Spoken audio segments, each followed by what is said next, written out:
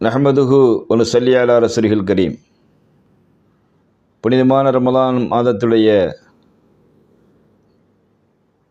தினம் ஒரு தகவலிலே உங்களை நான் சந்தித்து கொண்டிருக்கின்றேன். அல்ஹம்துலில்லாஹ். ஒரு திருமண வீடு, அந்த திருமண வீட்டிற்கு ஒரு உலகையே ஆளுகின்ற நபி ஸல்லல்லாஹு அலைஹி வஸல்லம் அவர்கள் வருகை தர இருக்கின்றார்கள் என்று சொன்னால் அது எவ்வளோ பெரிய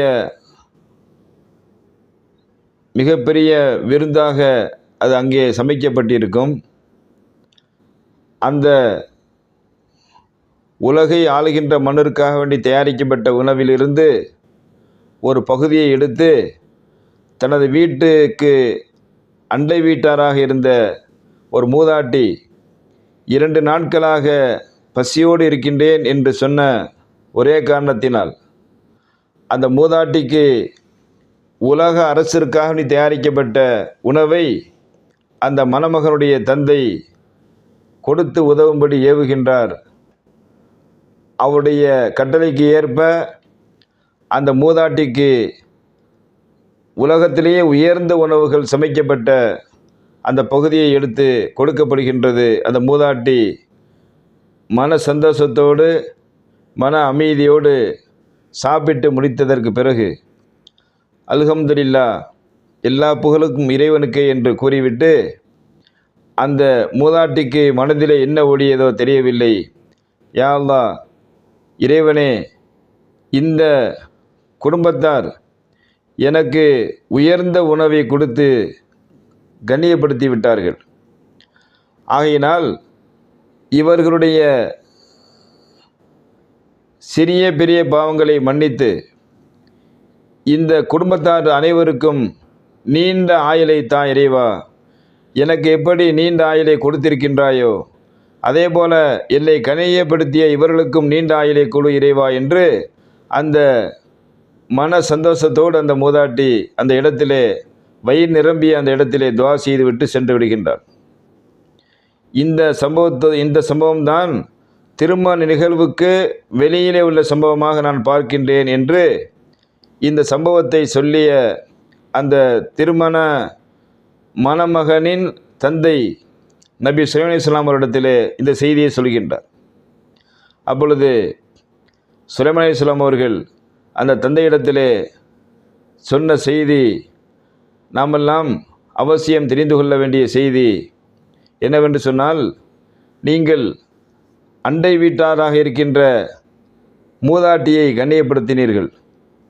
அந்த மூதாட்டியுடைய துவாவை அல்லாஹ் தஆலா கபூல் செய்து விட்டான்.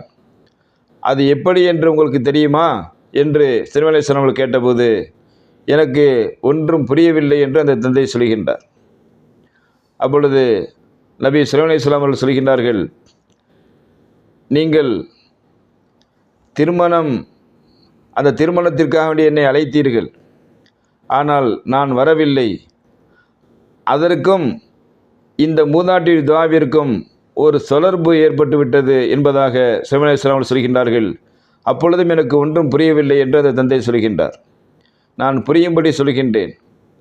நான் ஏன் அந்த திருமணத்திற்கு வரவில்லை தெரியுமா? இறைவனுடைய விதிப்படி உங்களுடைய மகனார் திருமணம் முடிந்ததற்கு பிறகு தனது மனைவியை இல்லாளை சந்திப்பதற்கு முன்பு அவருடைய உயிர் கைப்பற்றப்பட வேண்டும் என்பது இறைவன் விதித்த விதி.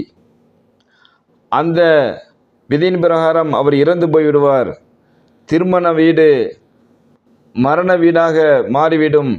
அந்த இடத்திலே நான் நின்றால் நான் நடத்திய திருமணம் ஆகினால் இந்த திருமணம் இப்படி ஆகிவிட்டது என்று இறை தூதரை மக்கள் தவறாக பேச ஆரம்பித்து விடுவார்கள் என்று இறைவனிடத்திலிருந்து எனக்கு கட்டளை வந்தது. ஆகையினால்தான் அந்த இறைவனுடைய முடிவை ஒட்டிதான் நான் உங்களுடைய மகனின் திருமணத்திற்கு வரவில்லை. அது அல்லாஹ் தஆலாவுடைய கட்டளை. ஆனால் என்ன நடந்தது தெரியுமா? நண்பரே, நன்கு கேட்டுக்கொள்ளுங்கள். அந்த பக்கத்து வீட்டு மூதாட்டி உங்களுக்காக வேண்டி துவா செய்தார் அல்லவா, அந்த துவாவை அல்லாஹ் தஆலா கபூல் செய்து விட்டான். அந்த துவாவின் காரணத்தினால், அல்லாஹ் தஆலா அந்த துவாவை கபூல் செய்த காரணத்தினால் உங்களுடைய தந்தை உங்களுடைய மகனுக்கு ஏற்பட இருந்த அந்த மரணம் தள்ளி போடப்பட்டு விட்டது. அந்த அல்லாஹ் தஆலாவுடைய கதிரையே அல்லாஹ் தஆலா ஏற்படுத்திய அந்த நியதியவே, இறைவன் விதித்த விதியையே மாற்றக்கூடிய வல்லமை இறைவனிடத்திலே ஒன்று இருக்கின்றது என்று சொன்னால், அதை மனம் உருகி கேட்கின்ற அண்டை வீட்டாருடைய துவா என்பதை நான் புரிந்து கொண்டேன். அந்த துவாவின் காரணத்தினால்தான் நீங்களும் உங்களுடைய மகனும் சந்தோஷமாக இருக்கின்றீர்கள் என்ற செய்தியை நபி ஸல்லல்லாஹு அலைஹி வஸல்லம் அவர்களுக்கு சொல்லும் பொழுது அந்த தந்தை வியந்து போய்விட்டார். அப்படி என்று சொன்னால் அல்லாஹ் தஆலா எனது மகனுடைய வாழ்நாளை எனது அண்டை வீட்டாருடைய துவாவை கொண்டு நீட்டிவிட்டானா என்று சொன்னால், நான் அண்டை வீட்டாருக்கு எந்த அளவிற்கு கடமைப்பட்டிருக்கின்றேன் என்பதை புரிந்து கொண்டேன் என்று அந்த தந்தை சொன்னார். இதுதான் அண்டை வீட்டாருக்கு நாம் செய்கின்ற உபகாரம், அவர்களால் நமக்கு கிடைக்கின்ற பேருபகாரம் என்பதை சொல்லி நிறைவு செய்கின்றேன். வாஹிதுல் ரபில் ஆலமீன். அஸ்ஸலாமு அலைக்கும் வரஹ்மத்துல்லாஹி தஆலா வபரகாத்துஹு.